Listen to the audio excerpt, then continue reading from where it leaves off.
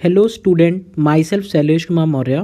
और आज हम लोग अपने MS चौहान के क्वेश्चन आंसर के सीरीज़ को फर्दर कंटिन्यू करते हैं। आज हम करेंगे आपके अल्काइल लाइट्स के एलिमिनेशन वाले चैप्टर से लेवल 1 का क्वेश्चन नंबर 71।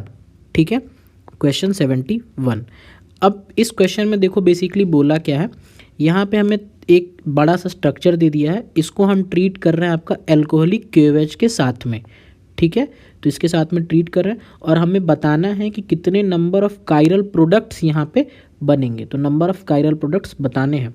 ज़रा सा इस क्वेश्चन को एक बार मैं यहाँ पे फिगर ड्रॉ करता हूँ तो आपको ज़्यादा समझ में आएगा। देखिए, कुछ मुझे ये जो स्ट्रक्चर है वो कुछ इस तरह से दे रखा है। यहाँ पे है CH3, ये है CH3, यहाँ पे है ये कार्बन जिससे लगा हुआ है आयोडीन, यहाँ पे है CH। अच्छा, मैं इसके एक हाइड्रोजन को ना अलग कलर से हाईलाइट कर देता हूँ, ये है H। ठीक, फिर इससे आप देख सकते हो इधर इस तरह से एक रिंग कनेक्टेड है। ठीक, और यहाँ पे इस तरह से ग्रुप लगा हुआ है। फिर इससे भी एक कार्बन कनेक्टेड है, इसके भी एक हाइड्रोजन को मैं दूसरे कलर से शो कर देता हूँ, ये हो गया इसका H।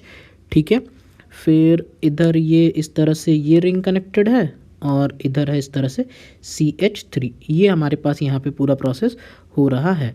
ठीक है, अब आप देखो यहाँ पे एल्कोहलिक KOH का हम यूज़ कर रहे हैं, तो एल्कोहलिक KOH करेगा क्या। अगर मैं बात करूँ एल्कोहलिक KOH की, तो वो क्या करेगा, आपका H और I को निकाल लेगा। HI को ये रिमूव कर देगा एल्कोहलिक KOH। ठीक है, KI और H2O के फॉर्मेट में निकल जाएगा। तो अब HI निकलने के कहाँ कहाँ से पॉसिबल तरीके हैं। देखो, एक पॉसिबल तरीका तो ये है कि फर्स्ट टाइम यहाँ वाला H और यहाँ वाला I ये निकल जाए, ये HI निकल सकता है, एक केस तो ये बन सकता है। और एक और मेरे पास यहाँ पे पॉसिबिलिटी, क्योंकि मुझे नंबर ऑफ प्रोडक्ट्स बताने तो मेजर माइनर नहीं सोचना है, बस नंबर पे। एक पॉसिबिलिटी ये है कि ये जो ग्रीन कलर वाला H है वो और ऊपर से आयोडीन इधर से निकल जाए, तो एक पॉसिबिलिटी ये है। तो दो पॉसिबिलिटी हमारे पास यहाँ पे टोटल प्रोडक्ट की बनती हैं। अगर मैं दोनों पॉसिबिलिटी के प्रोडक्ट्स को यहाँ पे नीचे ड्रॉ करूँ, एक बार आपके सामने मैं दोनों पॉसिबिलिटी से यहाँ पे प्रोडक्ट को ड्रॉ कर देता हूँ। इधर मैं लिख देता हूँ प्रोडक्ट नंबर फर्स्ट और इधर मैं लिख देता हूँ प्रोडक्ट नंबर सेकेंड। देखो, प्रोडक्ट अगर आप फर्स्ट को ड्रॉ करोगे तो क्या आएगा, ऊपर भी आ जाएगा CH3, नीचे भी CH3, फिर ये आ जाएगा C डबल बॉन्ड C, ये हो जाएगा H, और फिर इधर ये पूरा रिंग सिस्टम लगा हुआ है इस तरह से। ठीक है, और नीचे भी इससे ये आपका CH वाला ये रिंग सिस्टम लगा हुआ है। ठीक, इससे हमें उतना मतलब नहीं है। और अगर मैं सेकंड वाले प्रोसेस को फॉलो करूँगा तो देखिए इधर से ये रिंग आ जाएगी। ठीक है, ये फिर कुछ इस तरह से है, इधर तो ये रिमेन अनचेंज्ड है पूरा। ठीक, ये आपका चीज़ें रिमेन अनचेंज, नीचे आ जाएगा डबल बॉन्ड और फिर ये से साइक्लोहेक्सेन वाले रिंग लगी हो, यहाँ पे CH3। अगर आप इन दोनों प्रोडक्ट्स को जो हमारे सामने बने हैं, इन दोनों प्रोडक्ट्स को आप ऑब्जर्व करें तो ये जो डबल बॉन्ड है ना, इसके अक्रॉस कौन कौन सी कॉन्फ़िगरेशन पॉसिबल हैं। देखो, एक कॉन्फ़िगरेशन क्या बन सकती है, E, और एक बन सकती है Z, क्योंकि सिस ट्रांस की तो बात कर नहीं सकते क्योंकि चारों ग्रुप जो लगे हुए हैं सभी सभी डिफरेंट हैं। तो यानी इस पर्टिकुलर डबल बॉन्ड की अगर मैं बात करूं तो इस डबल बॉन्ड के अक्रॉस भी दो प्रोडक्ट पॉसिबल हैं। एक प्रोडक्ट पॉसिबल है E और दूसरा प्रोडक्ट पॉसिबल है Z। सिमिलरली इधर वाले डबल बॉन्ड की ही बात करूं तो इसके अक्रॉस भी दो प्रोडक्ट पॉसिबल है हमारे सामने। कौन कौन से, एक बन जाएगा E और एक बन जाएगा Z, और चारों प्रोडक्ट एक दूसरे में डिफरेंट है। तो टोटल नंबर ऑफ प्रोडक्ट्स जो बन पाएंगे यहाँ से वो कितने बन जाएंगे, यहाँ पे 4 प्रोडक्ट्स आपके टोटल बन जाएंगे। और सभी के सभी क्या हो जाएंगे, ऑप्टिकली सभी के सभी प्रोडक्ट्स क्या हो जाएंगे, कायरल प्रोडक्ट्स हो जाएंगे। क्यों कायरल होंगे, क्योंकि कोई भी उसमें सिमेट्री तो ऐसी हो नहीं पाएगी क्योंकि सभी चीज़ें डिफरेंट है वहाँ पे। तो ये हो जाएगा, तो इसका करेक्ट आंसर क्या हो जाएगा, ऑप्शन नंबर 4, यानी डबल बॉन्ड उसके अक्रॉस EZ देखना है तो हमारा आंसर वहाँ पे बन। आइए नेक्स्ट क्वेश्चन करते हैं, क्वेश्चन नंबर 72। अब देखो, ये जो प्रॉब्लम 72 है ये भी आपकी सिमिलर है, एक प्रॉब्लम हमने ऐसी पहले भी कर चुके हैं।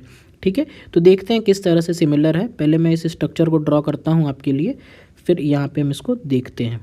ठीक है, बहुत ही सिंपल सी प्रॉब्लम है, हो जाएगा हमसे। ठीक है, यहाँ पे ये बना हुआ इस तरह से डबल बॉन्ड हो, यहाँ पे ये डबल बॉन्ड है और इस तरह से इधर लगा हुआ है Cl ग्रुप लगा हुआ है। आप इसको ट्रीट करा रहे हैं टर्सरी ब्यूटॉक्साइड से, तो ये हो गया टर्सरी ब्यूटॉक्साइड। अब देखो, ये तो स्ट्रॉन्ग बेस है, ये तो HCl को निकाल के बाहर फेंक देगा। अब बात आएगी कि कहाँ का H और कहाँ का Cl निकलेगा। देखिए, मैं आपको समझाता हूँ। इस पोजीशन का निकलेगा हाइड्रोजन, यहाँ से H और यहाँ से Cl, ये आपके बाहर निकल जाएंगे। क्यों है निकलेंगे, अभी आपको थोड़ी देर में इसका रीज़न समझ में आ जाएगा। क्योंकि मैंने ये कहा कि इस पोजीशन से H निकल रहा है, ठीक, लेकिन अगर मैं दूसरे पोजीशन का शुरू करूँ, मैंने यहाँ से पहले H और Cl यहाँ से निकालने की कोशिश की। इसका कारण है, तो ये ग्रीन वाले से नहीं रेड वाले से निकल रहा है। क्यों निकल रहा है अभी समझ में आ जाएगा।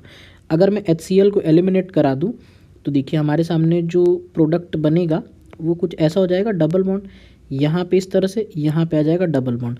अब आपको ये प्रोडक्ट देखते ही समझ में आ रहा होगा कि ये प्रोडक्ट एज इट इज़ तो कभी नहीं रहने वाला है, ये तुरंत का तुरंत आपका टॉटोमराइज कर जाएगा। किसके अंदर, आपका फिनॉल के अंदर टॉटोमराइज कर जाएगा, ठीक।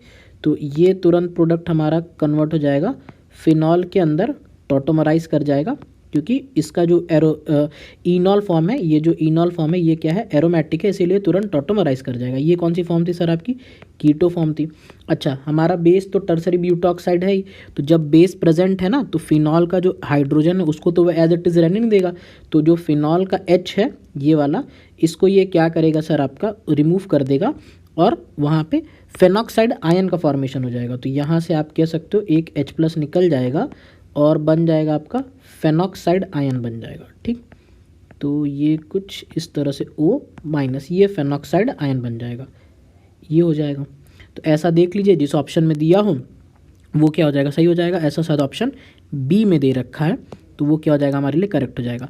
अगर मान लीजिए यहाँ पे जो मैंने आपको बोला कि यहीं का हाइड्रोजन निकला, अगर मैं मान लीजिए ये ग्रीन वाले तरफ से हाइड्रोजन को रिमूव कर देता तो आप देखो ये वाला प्रोडक्ट बन जाता, ठीक है, कुछ इस तरह का प्रोडक्ट बन जाता। तो ये फिर आपका टॉटोमराइज नहीं ना कर पा रहा था इनॉल में, तो यहाँ से दिक्कत होती है। इसीलिए मैंने कहा आपसे कि वो रेड वाले पोर्शन वाला ही यहाँ से रिमूव होगा, ठीक है। तो होप करते हैं आपको ये वाला। आइए नेक्स्ट प्रॉब्लम करते हैं, प्रॉब्लम नंबर 73, ठीक है। अब देखो ये प्रॉब्लम भी काफ़ी ज़्यादा सिमिलर है। इस तरह के क्वेश्चंस हमने रिंग फॉर्मेशन वाले बहुत सारे कर लिए, तो आप इस क्वेश्चन को अब इजीली सोच सकते हैं। ज़रा देखिएगा ध्यान से। सबसे पहले यहाँ पे हमें दे रखा है रिएजेंट में कॉन्सेंट्रेटेड H2SO4, ठीक है, कॉन्सेंट्रेटेड H2SO4। तो इससे क्या निकलेगा, इससे निकलेगा H+ आयन निकलेगा, और इस H+ आयन को इलेक्ट्रॉन कौन देगा, ये जो OH है वही इलेक्ट्रॉन इसको प्रोवाइड करा देगा। तो वहाँ पे OH2+ बन के वो निकल जाएगा, यानी उस पर्टिकुलर पोजीशन पे जिस कार्बन से OH अटैच है वहाँ पे कार्बोकैटायन बन जाएगा। इतनी बातें तो हम समझ रहे हैं। तो इस चीज़ को मैं जल्दी से यहाँ पर एक बार ड्रॉ कर देता हूँ, जो बातें अभी हमने बोली, ठीक है। जस्ट एक बार इसको हम ड्रॉ कर देते हैं ताकि आपको ये चीज़ें समझ में आ जाए, ठीक। ये हुआ, जहाँ से OH निकला वहाँ पे बन गया कार्बोकैटायन। अब सर आपको ये बात अच्छे से पता है कि इस पोजीशन पे जो कार्बोकैटायन बना है वो कैसा कार्बोकैटायन है, 2 डिग्री कार्बोकैटायन बन रहा है। 2 डिग्री कार्बोकैटायन लेस स्टेबल है। बगल वाले पड़ोसी से बोलेगा कि अगर आपके पास 3 CH3 ग्रुप हैं, उसके पड़ोसी के पास 3 CH3 ग्रुप प्रेजेंट है, अगर एक CH3 ग्रुप इसको दे दिया जाए तो वो 3 डिग्री में कन्वर्ट हो जाएगा। तो यही होगा यहाँ पे, सही गेस किया आपने, 1,2 मिथाइल शिफ्ट हो जाएगी, ठीक।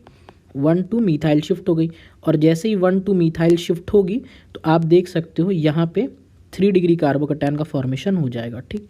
ये हो गया यहाँ पे। इस तरह से करते हुए यहाँ पे मान लीजिए 2 CH3 ग्रुप अभी भी प्रेजेंट है और एक CH3 ग्रुप यहाँ चला गया और ये हो गया प्लस चार्ज, ठीक। 2 CH3 ग्रुप प्रेजेंट है, एक CH3 माइग्रेट कर गया, तो ये हो गया प्लस चार्ज। अगर अब आप यहाँ पे ध्यान से ऑब्जर्व करो तो आपको पता है, अगर क्वेश्चन के ऑप्शन को देखो तो आपको पता है कि हमेशा रिंग वाला प्रोडक्ट ही स्टेबल होता है, और रिंग अगर 5 या 6 मेंबर की बन जाए तो वो और अच्छी बात होती है। मैं ये कह रहा हूँ, मैं इसको लिख देता हूँ, रिंग के जो प्रोडक्ट्स होते हैं वो क्या होते हैं, काफ़ी ज़्यादा स्टेबल होते हैं, स्टेबल होते हैं। और इसमें भी कौन से प्रेफर होते हैं, 5 मेंबर्ड या 6 मेंबर्ड। तो ये 5 या 6 मेंबर्ड रिंग बन जाए तो काफ़ी ज़्यादा स्टेबल होता है। अगर मैं आपको थोड़ा सा यहाँ पे फील कराऊँ चीज़ों का, तो ये देखिए यहाँ से, इस पोजीशन को मान लीजिए पोजीशन नंबर 1, तो ये हो गया 1, यहाँ पे हो गया 2, यहाँ पे हो गया 3, ये हो गया 4, यहाँ पे हो गया 5 और ये हो गया 6। आपको दिख रहा होगा कि अगर मैं इस डबल बॉन्ड का मूवमेंट करा दूँ तो एक 6 मेंबर्ड रिंग का फॉर्मेशन यहाँ पे इजीली हो जाएगा। तो होगा कुछ नहीं, ये डबल बॉन्ड यहाँ से माइग्रेट करके चला जाएगा इसके पास में अटैक करने के लिए, ताकि एक 6 मेंबर्ड रिंग का स्ट्रक्चर फॉर्मेशन हो जाए। तो बस सिंपल सा हो गया। पहले ये जो स्ट्रक्चर जैसे बना था उसको आप एज इट इज़ बना लीजिए, ठीक, ये आपका एज इट इज़ बना हुआ था स्ट्रक्चर। अब ये डबल बॉन्ड जाके बस ऐसे कनेक्ट हो गया, ठीक है, ऊपर से मैंने कनेक्ट कर दिया।